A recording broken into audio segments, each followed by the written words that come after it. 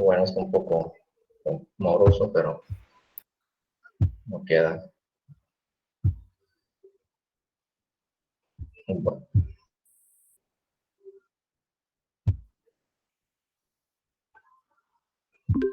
ya.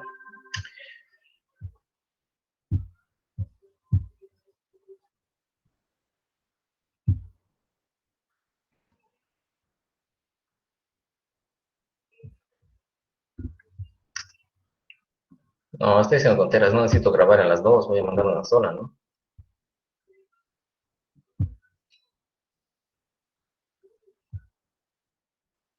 Ya, bueno, a ver, vamos a ver. Entonces tenemos el hemograma. A ver, ¿quién ha escuchado hablar del hemograma? ¿Qué han escuchado hablar del hemograma? ¿Qué parámetros representa el hemograma? A ver, ¿quién me puede decir?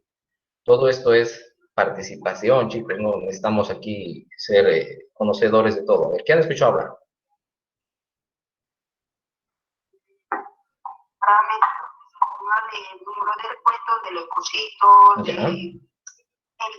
podría ser otro tipo de parámetros, por ejemplo, de hemoglobina, hematocritos, varios parámetros que se puede realizar en una analítica y en cuestión de la sangre. Ya, muy bien. Entonces tenemos esos parámetros, ha mencionado su compañera muy bien, ¿no? Tenemos el recuento de glóbulos rojos, blancos, hemoglobina, hematocrito, perfecto, esos son los parámetros básicos importantes del hemograma. ¿Qué más incluirá el hemograma? A ver, ¿alguien más? ¿Qué me dice?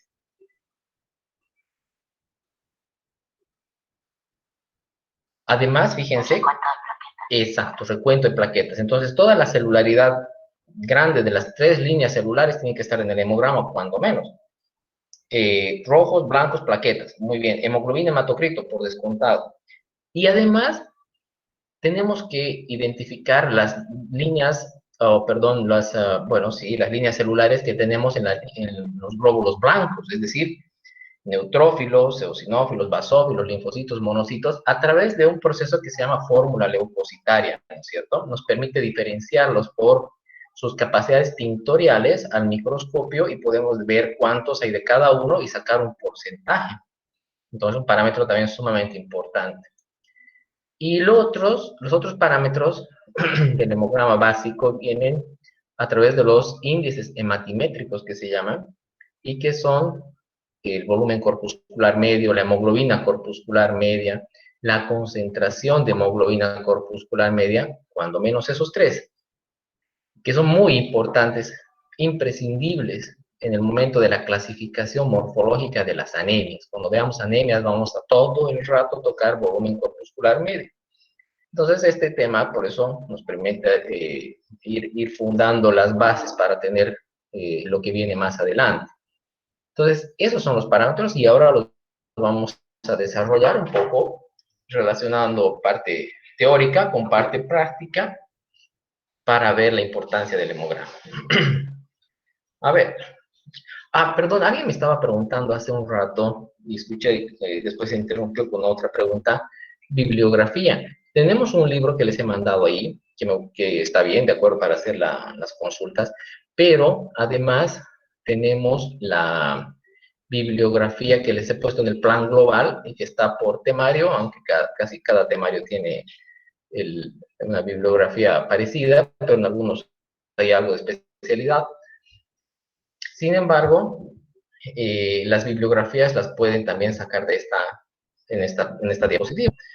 Hay algunos que se pueden conseguir con mayor o menor facilidad, más o menos antigüedad. En nuestra facultad hay uno de estos de San Salvafranchi, que está un poco antiguito, pero funciona para temas básicos, por lo menos de la hematología. No les digo porque el libro no sea básico, el libro es de especialidad, pero hay asuntos que ya han cambiado, o se han modificado, pero las cuestiones básicas de hematología siguen manteniéndose por eso, ¿ya? Luego tenemos el de Rodak Bernadette, que es muy bueno y está bastante actual. Tenemos este también. Tenemos un atlas que lo pueden consultar y ya sabrán si es atlas, no va a haber modificaciones, son imágenes, no hay avances sobre eso, ¿no es cierto? Para prácticas, si podemos conseguir el de Darcy Lewis, que nos ayuda a ver mucho sobre fundamentos teóricos de las prácticas, es excelente libro. también lo pueden hacer. Todo esto también está en su plan global que les he mandado y en el programa, no, en el programa analítico no, en el plan global. Entonces ahí tenemos más bibliografía, ¿está bien? Y el otro que les he dado ahí en la plataforma es excelente libro, con temas muy ya actualizados, datos actualizados, sobre todo, por ejemplo, en la parte de, ya lo veremos más adelante del año, en síndromes mielodisplásicos y otras patologías donde las clasificaciones que se hacen van cambiando a veces de 4 a 5 años. Entonces, no suena muy actual. Por ejemplo, si ustedes se van a ir a ver el libro de Sansa Bafren sobre clasificación de síndromes mielodisplásicos, es totalmente, no totalmente, pero ya ha cambiado respecto a lo que puedas encontrar, por ejemplo, en la clasificación aquí en este libro del 2004. Entonces, en fin, hay cosas que van cambiando y por eso procuraremos siempre tener un libro que tenga entre 5 o 7 años de antigüedad para, sobre todo, cuestiones de clasificación. Lo otro es, siempre dedíquense a leer artículos. Tú puedes tener tu libro más actual del año pasado, pero la lectura de artículos de revistas es lo más actualizado, ¿ya? Entonces, procuren siempre leer artículos de revistas para temas actuales. Y en esto les doy eh, algunas direcciones electrónicas para que puedan ir revisando. Y si algunas son pagadas, ya saben a quién tienen que recurrir. Si es que es pagado, ¿a quién se recurre? Al Cuervo. Se entran a esta plataforma, se van a fijo, no sé si ya lo han trabajado, me imagino que sí. Se entran a esta plataforma y en esta plataforma les dice que precisamente coloquen esto, o la dirección, o el DOI, o algún criterio de búsqueda, lo que quieran. Normalmente los trabajos de revistas llevan estos parámetros. Obviamente un URL, que es una dirección de web, el PMID, que es un registro, o el DOI, dependiendo de las revistas. Estos hay y siempre están al final del trabajo, aunque sean abstract, son resúmenes. El resumen debe figurar con esto. Lo copian acá y pues ya tienen. Lo pueden abrir. No es muy legal, pero pues, tampoco podemos estar pagando tanta plata por los archivos, ¿no? A ver, ¿qué es lo que hace el hemograma? El hemograma es un estudio cual y cuantitativo de elementos sanguíneos, de nuestros elementos sanguíneos. Cuantitativo, ¿por qué? Porque vamos a tanto de glóbulos rojos, blancos y plaquetas, vamos a poder dosificar hemoglobina, nos va a dar una unidad analítica por volumen, y vamos a poder dosificar hemoglobina, vamos a poder determinar unos índices hematimétricos, uno que se llama volumen corpuscular medio, hemoglobina corpuscular media y la concentración de hemoglobina corpuscular media. El volumen corpuscular medio se expresa en femtolitros o micras cúbicas, la hemoglobina corpuscular media se expresa en picogramos, y la concentración de hemoglobina corpuscular media en porcentaje, que puede ser entonces una medida relativa. Pero de todas maneras hacen una cuantificación prácticamente analítica, ¿no? La fórmula leucocitaria, que tenemos dos formas de expresar esta fórmula leucocitaria, que es una fórmula relativa, es decir, lo vamos a expresar en porcentaje, lo que quiere decir que nos dirá, tengo 70% de neutrófilos del 100% de leucocitos. Eso es porcentaje, eso es una expresión relativa. Pero muchas veces, sobre todo cuando las cifras de leucocitos son bajas, se requiere no solamente saber en porcentaje cuánto hay, sino en unidad analítica por volumen. ¿Qué quiere decir? Que si yo digo que tengo 3.000 glóbulos blancos, y digo que el 70% son neutrófilos, pues haciendo el cálculo, decimos que tenemos como 2.100 leucocitos, digo, neutrófilos por milímetro cúbico, ¿no es cierto? Si yo hago 3.000 glóbulos y 70% de neutrófilos, haciendo el cálculo, por regla de por milímetro cúbico, ya es concentración. Lo otro era porcentaje. ¿Y por qué es importante? Porque las quimioterapias o en pacientes que dicen mucho, porque yo puedo tener 70% y aparentemente está bien, Pero ya cuando hago el cálculo absoluto, es decir, 2100 leucocitos, probablemente no sea lo adecuado. Ya cuando veamos los valores de referencia, ya ahí tocaremos cuando veamos, cuando veamos en la práctica y veamos los valores de referencia, dirán, oye, 2100, como que no está más, está bien, pero podría estar mejor, ¿no? ¿Y qué tal si no tiene 70% y solamente tiene 30% de neutrófilos? Con 30% de neutrófilos tengo 900 glóbulos o neutrófilos por milímetro cúbico. Entonces, esas expresiones para la fórmula leucocitaria pueden ser relativas y pueden ser absolutas. En nuestro medio todavía hay la tendencia, y seguimos con la tendencia de informar expresiones relativas, es decir, en porcentaje, aunque cada vez más laboratorios se van sumando a el informe un poco más estandarizado a nivel mundial, que es no solo poner porcentaje, sino poner además el recuento absoluto de las líneas, no las líneas, pero de las variantes que hay para los glóbulos blancos, neutrófilos, eosinófilos, basófilos, ustedes ya saben de eso. Entonces, esa es la manera. Y el recuento de plaquetas, que igual que para blancos o rojos, nos va a expresar una unidad que es por milímetro cúbico. Y claro, también aquí hay un consenso ya con la SSH, que es una institución que se encarga de la estandarización de todo esto. Y veremos que además ellos ya recomiendan informar en microlitros por 10 a la 9 por microlitro. Eso ahorita lo vamos a ver. Y además, decimos que es cualitativo el estudio porque vamos a ver la calidad de las células cuando hagamos nuestro estudio morfológico de las series roja, blanca y plaquetas. Es decir, cuando yo vea el microscopio, no solamente me voy a conformar ya con la parte de números, ahora yo quiero ver qué calidad tienen estas células, qué les ha pasado. Si esta serie roja, por ejemplo, presenta anormalidades en su forma, en su tamaño, si tiene inclusiones o artefactos que estén dentro de la estructura celular. En la serie blanca, yo quiero ver si esta serie blanca ha madurado adecuadamente, si es inmadura, si es madura. Si presenta lo mismo, algunas inclusiones, abundancia de granulaciones, si hay vacuolas, en fin, todo eso yo quiero saber en el estudio cualitativo. ¿Y cuándo lo voy a ver?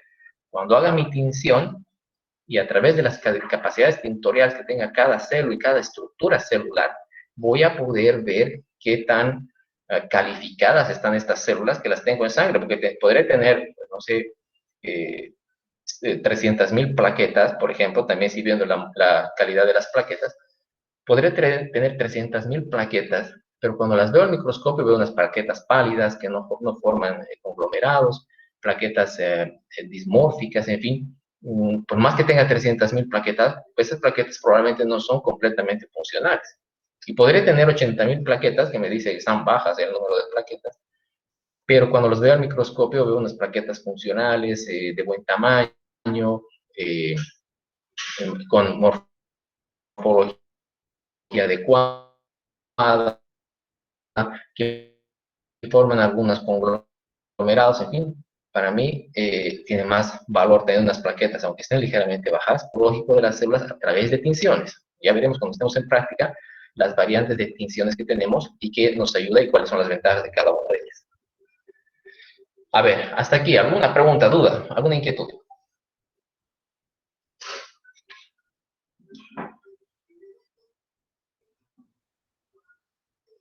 Ya, ¿vamos bien? Sí, doctor, gracias. Buenos días, doctor. Dígame. Buen día. ¿Alguna duda? ¿Todo bien? De la fórmula leucocitaria,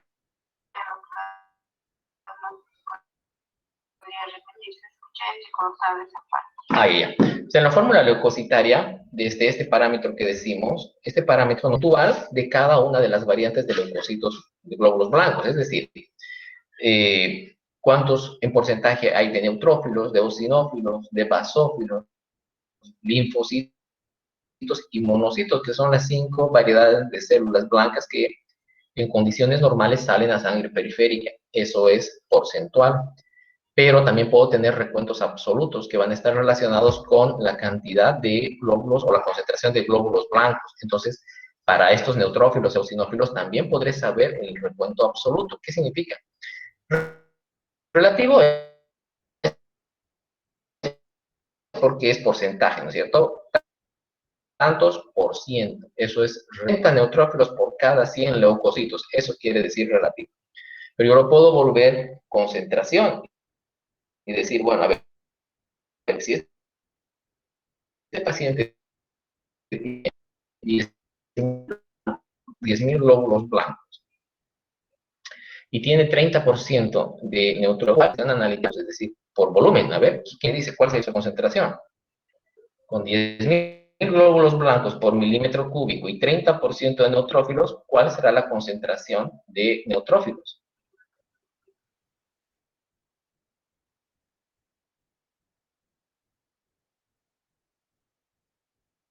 A ver.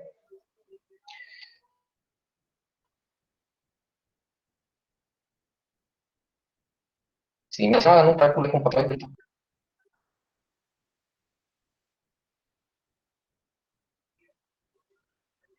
Hacemos un 3 simple. Entonces, quiere decir que hay 30 por cada leucocito. Bueno, X a unos 10.000, por tanto, multiplico 10.000 por 30 y lo divido entre 100. Y voy a tener ¿cuántos?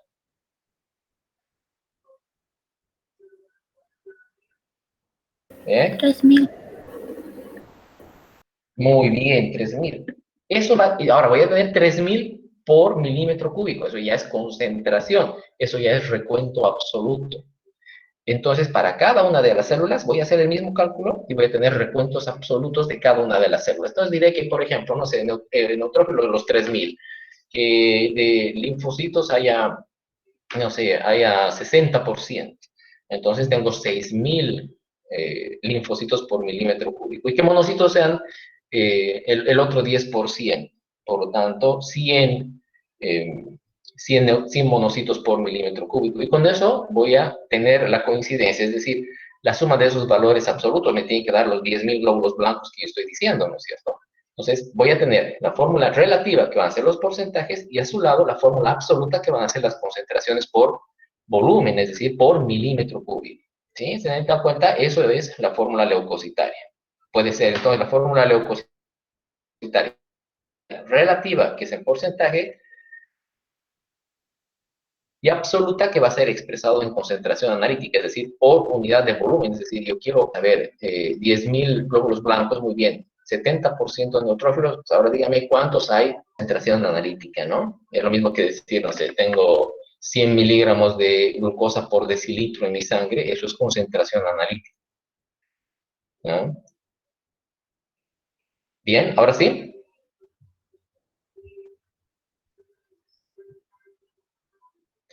¿Aclarado, chicos? Sí, doctor. Entonces, Sí, doctor. Sí, sí, dígame.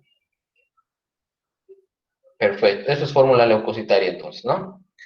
¿Por qué les pongo esto acá? Es porque los glóbulos rojos normalmente dan mucha dificultad para el conteo manual, pero si no tienes contador hematológico lo tendrás que hacer. Si tus glóbulos rojos no están bien contados manualmente, obviamente que los contadores hematológicos lo hacen muy bien, pero si lo haces manualmente y tus glóbulos rojos no están bien contados, todo esto va a salir mal. ¿Por qué? Porque como lo estamos haciendo manualmente, estos índices van a salir de un cálculo, que lo veremos en un rato, que está derivado de encontrar glóbulos rojos. Es decir, si yo he partido haciendo mal mi recuento de glóbulos rojos, todo esto va a salir mal. Cuando lo hago manualmente, el equipo lo hace de manera óptima, muy buena y todo lo que quiera, pero bueno, porque es un instrumento que no está calculando esto. El equipo es al revés, el equipo no calcula esto, más bien lo determina, ¿sí? Determina el volumen corpuscular medio porque tiene unas aperturas que le permiten hacer pasar los glóbulos rojos por, y saber el tamaño que tienen y el volumen que ocupan. Por lo tanto, este volumen corpuscular medio está bien calculado, bien determinado en realidad, en los instrumentos automáticos, ¿ya? Por eso es que les pongo, si glóbulos rojos no están bien determinados manualmente, esto manualmente, si glóbulos rojos no están bien determinados, esto va a salir mal, porque esto cuando se hace manualmente depende de un cálculo. Bueno, hay determinaciones que son adicionales en el hemograma y que no forman parte del hemograma, por lo tanto, cuando alguien les dice hagan un estudio de hemograma, estos no entran al hemograma. ni la velocidad de sedimentación globular, que es la eritrosedimentación, me imagino que en alguna práctica ya la han hecho, ni el recuento de reticulocitos, ¿ya? Ni el recuento de reticulocitos no pertenecen al hemograma, son determinaciones adicionales. Ahora, claro, evidentemente, en el exterior ustedes verán, hay los hemogramas que se llaman de tercera y cuarta generación. Si ahí te lo solicitan y te dicen, yo quiero un hemograma de tercera generación, tiene que entrar reticulocitos, ¿sí? Porque de tercera generación se supone que se ha hecho en un instrumento que es una especie de citómetro de flujo y donde se determina de manera automática los reticulocitos. Entonces, si le solicitan por tercera o cuarta generación de hemograma, debería incluir los reticulocitos. Ahora, no está del todo difundida la presencia de contadores hematológicos de cuarta generación, por ejemplo. Entonces, en nuestro medio todavía eso se maneja de manera individual.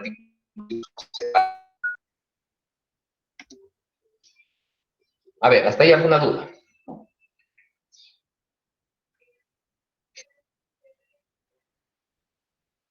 Doctor, perdón. ¿Todo bien? Buen día. Doctor, entonces, lo que más que todo es de ser podría decir. Claro, los reticulocitos son la última etapa en la cual están en maduración hasta llegar al eritrocito, y tenemos los reticulocitos medulares y obviamente los reticulocitos sanguíneos, y que son solamente el perder la sustancia granulofilamentosa que ha quedado en el citoplasma del eritroblasto. El eritroblasto ortocromático ya ha expulsado su núcleo por extrusión nuclear, y adentro han quedado pues organelas en desorganización, han quedado material proteico y genético ya en desorganización, es decir, mitocondrias, por ejemplo, aparatos también como las mitocondrias, RNA inestable, en fin, un montón de sustancias, y eso se llama sustancia granulofilamentosa. Y el reticulocito se le puede observar esa sustancia granulofilamentosa al microscopio con tinciones particulares, como la tinción con el azul de cresil brillante o el azul de metileno del Ofle. Entonces, con eso podemos observar y decir, son reticulocitos, ¿no? Eso es manual, pero los instrumentos lo hacen de manera automática, que utilizan un sistema de dispersión de rayos láser que permite identificar la complejidad interna de una célula, por ejemplo, y el tamaño de una célula a través de un proceso de dispersión de rayos láser. Y como el glóbulo rojo tiene una complejidad interna mucho más baja que la complejidad interna del reticulocito, entonces el equipo lo diferencia y sabe, este es un reticulocito. Además te dicen en qué estadio de maduración está ese reticulocito por la cantidad de gránulos que tenga dentro. Esa es la diferencia, ¿no? Pero sí, muy bien, o sea, los reticulocitos son una etapa previa a la maduración hasta llegar al eritrocito. En sangre periférica termina de desaparecer esa sustancia granulofilamentosa en 1 a 2 días más o menos. Es funcional un reticulocito.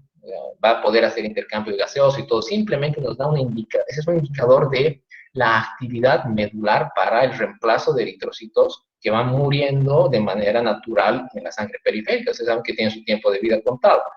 Entonces, los reticulocitos son un indicador indirecto de la actividad medular. Es decir, yo no necesitaría entrar a hacer una punción medular para saber cómo está funcionando la médula respecto al reemplazo de eritrocitos. Con saber cuántos hay en sangre periférica, ya tengo una idea muy clara si la médula está trabajando bien o mal para el reemplazo de las células que se van muriendo en sangre periférica, ¿no? Y eso también hace, los reticulocitos son extremadamente necesarios. En otra de las clasificaciones, de las anemias, que son etiopatogénicas, o su clasificación etiológica, los reticulocitos también son muy importantes, ¿ya? Entonces, igual, los reticulocitos ya verán que prácticamente hasta medio año vamos a escucharlos hablar. Muy bien, ¿qué más?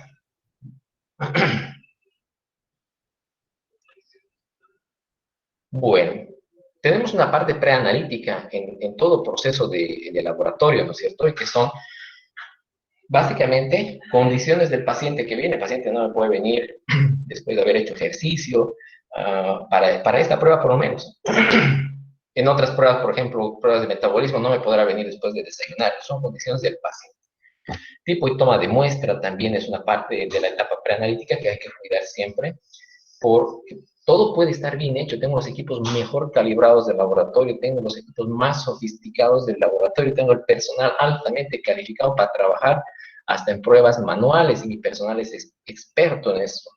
Pero si mi fase preanalítica ha fallado, pues les voy a hacer fallar a ellos. Y la máquina va a mandar lo que tenga que mandar, muy bien controlado, pero va a mandar.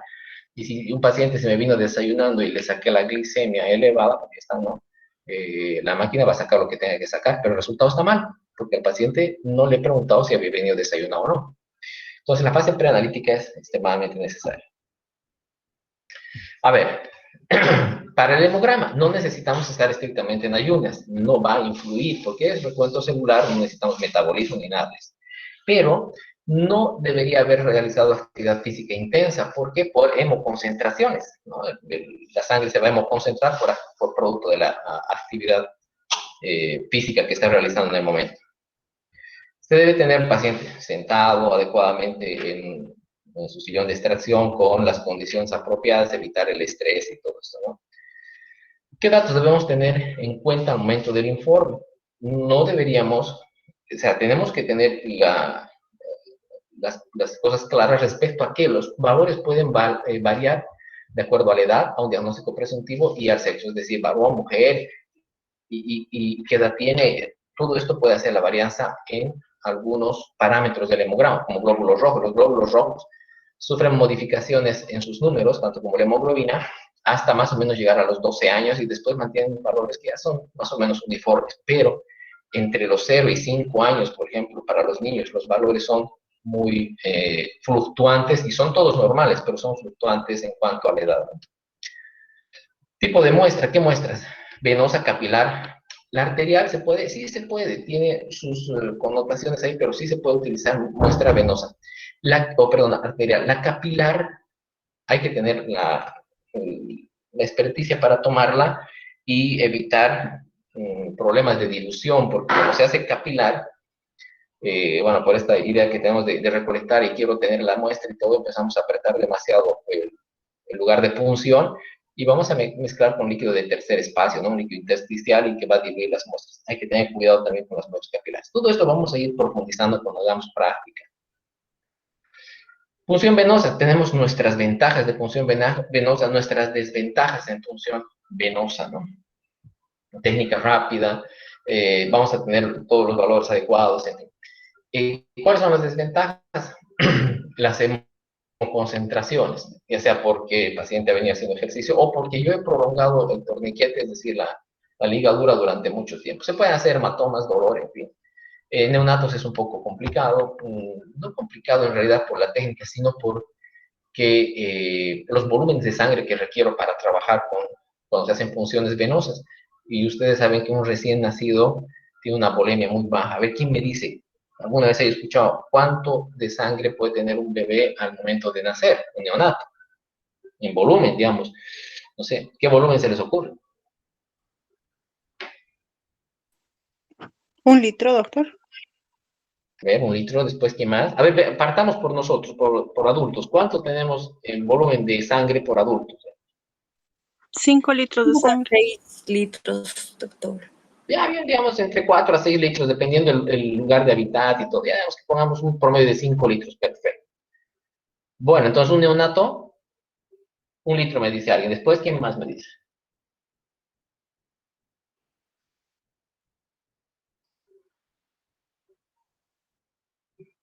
Miren, un neonato, al momento de nacer, puede tener alrededor de 90 ml por kilogramo de peso. ¿Con cuánto nace en promedio un bebé?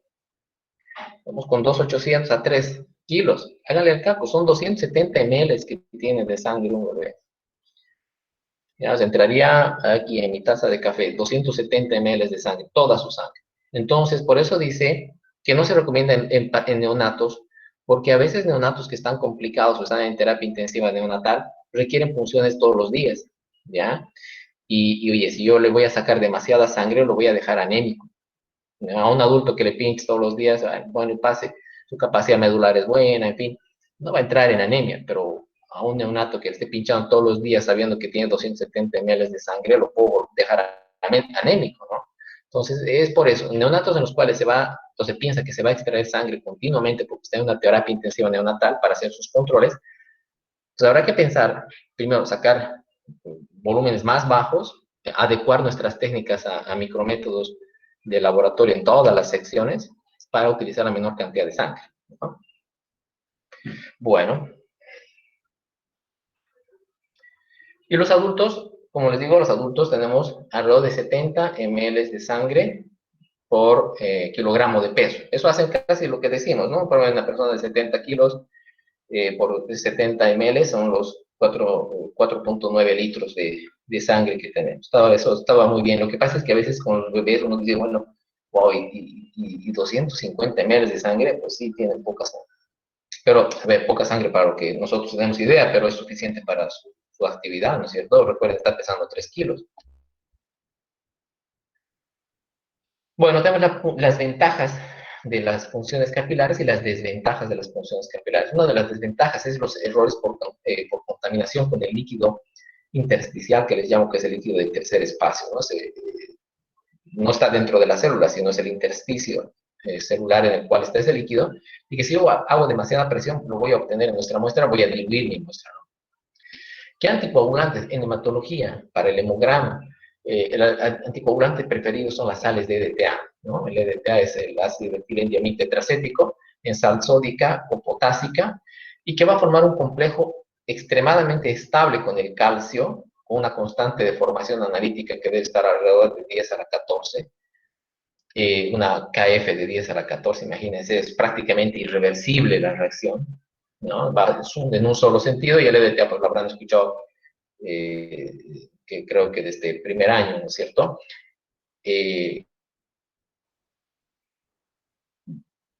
¿Cuál es el asunto para que pueda anticoagular la sangre que yo obtengo? Yo tengo que tener esa sangre que estoy recolectando anticoagulada, no la puedo trabajar coagulada, ¿no? Para el hemograma necesito tener todo en las mismas condiciones en las cuales está circulando en vivo. Bueno, ¿por qué dice formar complejos con el calcio? ¿Qué tiene de importante formar complejos con el calcio? A ver.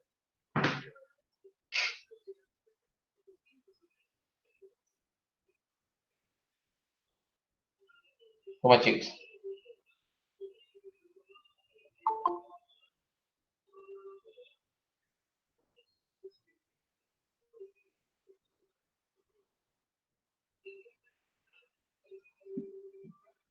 ¿Por qué el calcio? ¿Por qué no dice forma complejos con el magnesio? No lo sé. ¿Por qué con el calcio?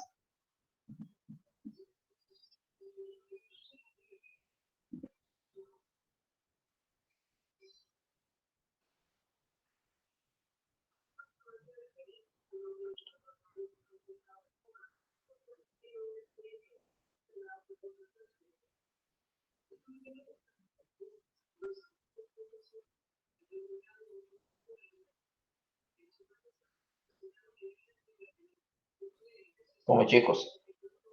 El calcio es un factor de coagulación, ¿no es cierto o no? ¿Se acuerdan? El Sí, calcio es imprescindible para hacer, a ver, ¿no? El calcio es imprescindible para hacer coagulación. Entonces, si yo lo in vitro quelo el calcio, no va a haber disponible para hacer coagulación y la sangre no se va a coagular. Debería meterle un gran exceso de calcio in vitro para reactivar nuevamente la coagulación, pero tiene que ser un gran exceso de calcio. Y con eso recién podría reactivar la coagulación, cosa que no se va a dar in vitro. Es decir, en el laboratorio trabajando, imposible, esa sangre se va a mantener anticoagulada el tiempo que quiera hasta que se descomponga y se va a mantener anticoagulada. La relación es más o menos de 1 en 100, quiere decir que voy a utilizar más o menos 10 microlitros por cada 990 microlitros de sangre, imagínense, prácticamente no hago dilución, es una dilución despreciable la que se genera 1 en 100. Y peor cuando utilizo las sales potásicas, porque estas vienen en polvo, o sea que no hay dilución cuando se utilizan sales potásicas. Con sales sódicas, a ver, una dilución de 1 en 100 que es totalmente despreciable, y que no me va a afectar los resultados.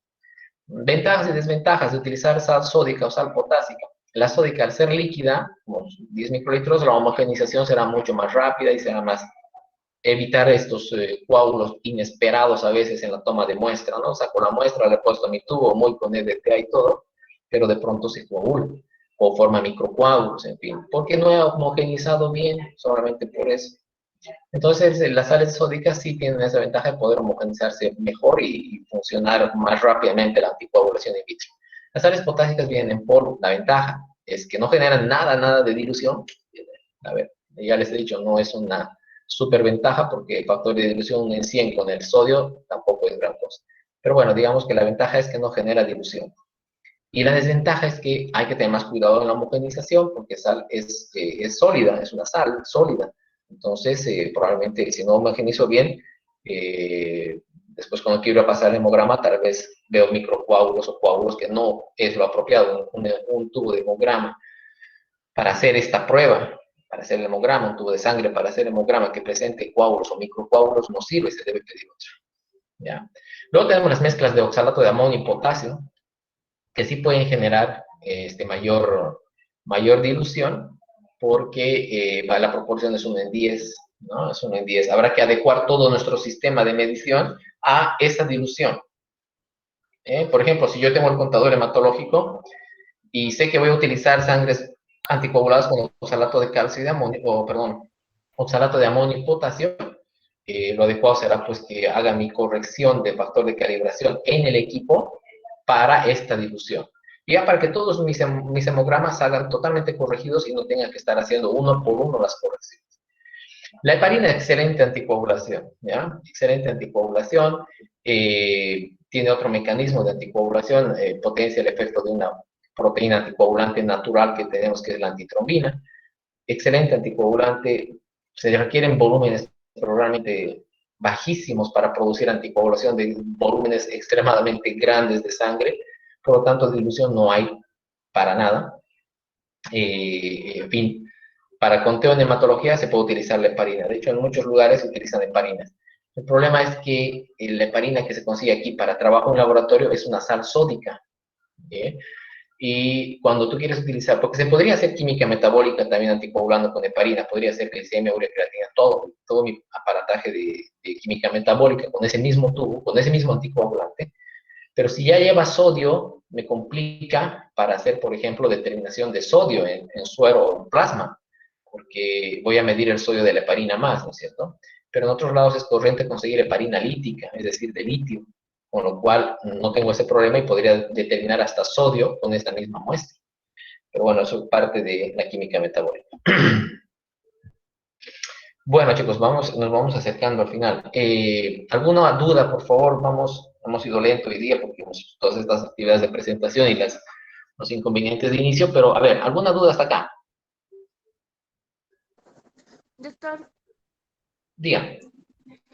cuando ya tenemos entonces, ya hemos tomado la muestra, en los tubos ya va a estar el anticoagulante, ¿verdad? Claro, claro. El tubo ya viene preparado, así como están acá, los han debido ver en alguna ocasión.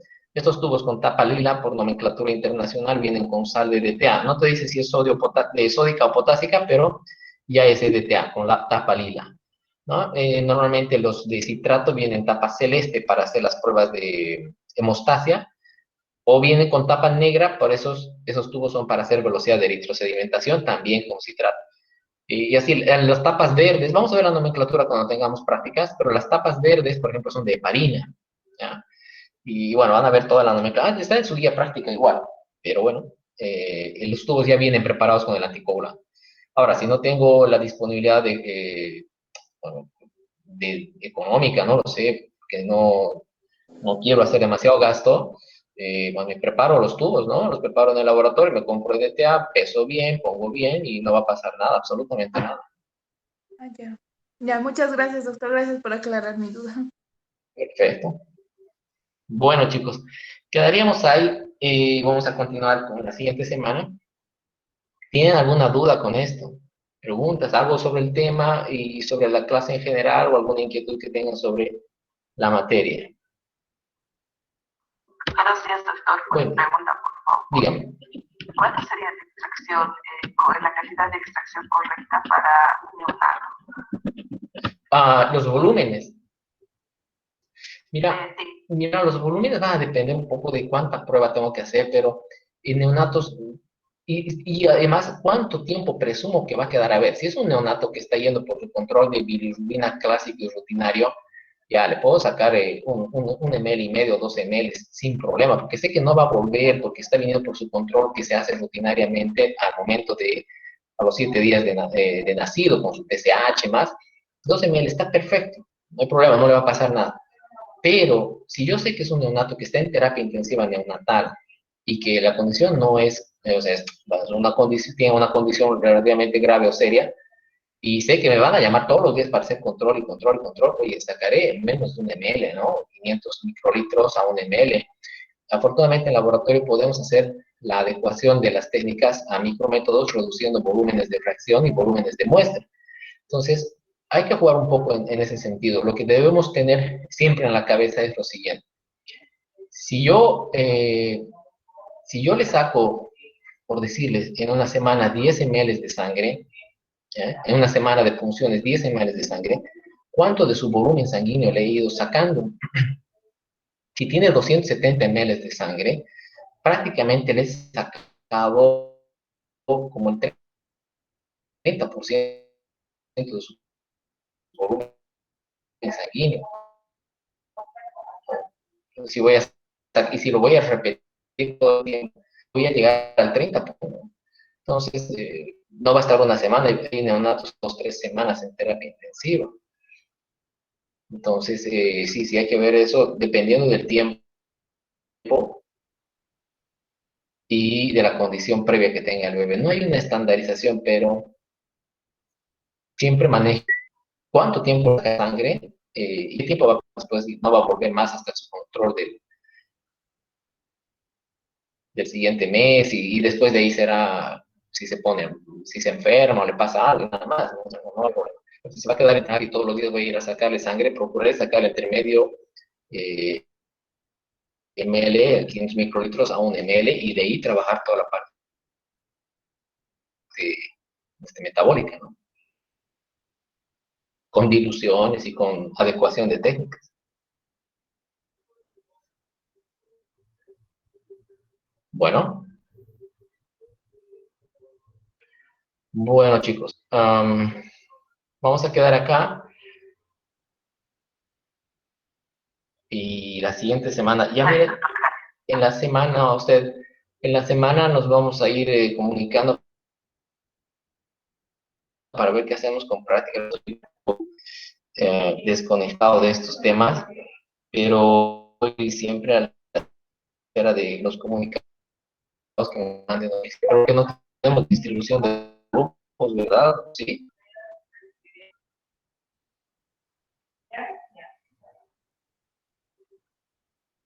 Gracias, doctor. Bueno, entonces vamos viendo eso en el transcurso de la semana, cómo actuamos. Algunas novedades, tal vez comunicando, ¿sí? Doctor, Muchas disculpe, gracias, Pues, doctor. respecto a la retirándose, bibliografía yo, como les digo, voy automáticamente como me lo sube a la plataforma Google, pero a veces demora el tamaño de la grabación. doctor, disculpe, respecto a la bibliografía presentada, ¿cuál sería el libro base, o ¿A sea, qué, el que perdón? vamos a utilizar en la materia? Entonces no les escucho.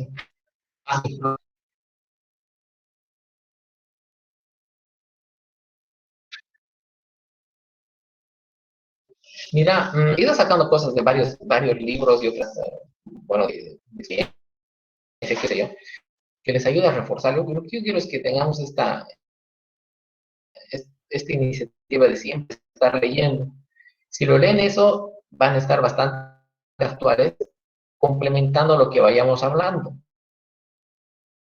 Es decir, si van viendo el tema que hablamos y revisan ese libro,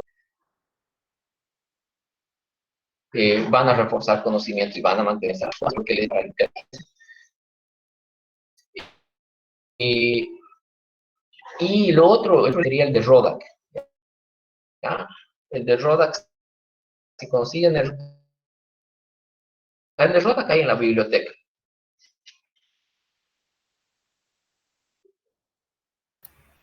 Está bien, doctor, muchas gracias. Chicos, he perdido comunicación, creo. A ver. Consigan, trabajen con el de Rodac. ¿Se ha escuchado lo último que hemos hablado? Sí, doctor, se escucha. Ok.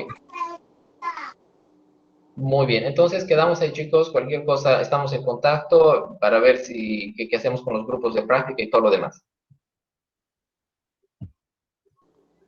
Muchas Está bien, gracias. doctor, muchas gracias. A Está bien, ustedes, doctor, muchas gracias. Buenas noches. gracias, que tengan buenas tardes. Bien, doctor, gracias. Hasta luego, chicos. Hasta luego, doctor. Hasta luego. Hasta luego, doctor. Hasta luego, doctor. Hasta luego, doctor. Hasta luego, chicos. Que vaya bien. Hasta luego.